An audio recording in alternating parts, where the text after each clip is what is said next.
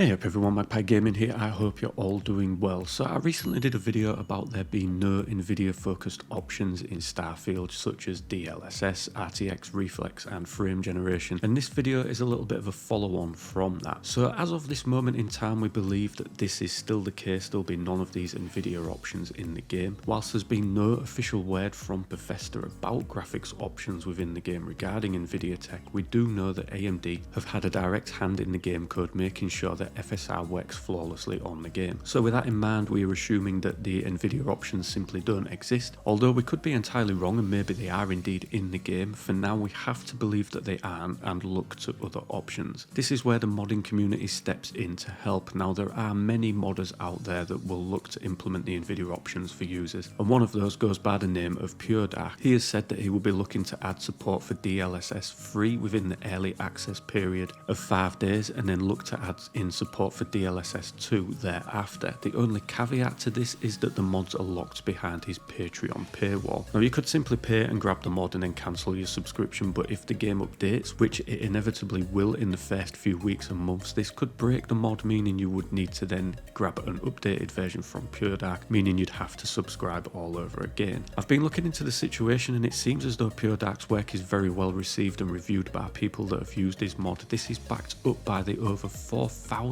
paying members of his Patreon, making this a pretty lucrative business indeed. Now I'm sure there will be people who make these mods and share them for free, and I'll be looking into seeing if I can find any within the first few days of the launch and maybe even testing some of them to see how they work. But it is a shame, however, that Bethesda have gone down this route and cut out the Nvidia support. It seems like a massive L these days to just not have support for both AMD and Nvidia. It's even more of a shame that more and more titles are now relying on this kind of tech so people can get decent performance in games, instead of the game just simply working well in its standard rasterization form. I have to say though that the few games that I've tried DLSS in, I always find that things just don't look right. Yeah, performance wise the game may seem better, but visually it never looks better to me. Escape from Tarkov for instance has 3 modes of DLSS and all make the game look a little janky. I always just end up turning it off. I am however hoping that frame generation support is added into Starfield at some point, either by Bethesda themselves or a modder, as my experience with that tech so far in Diablo 4 has been amazing, helping to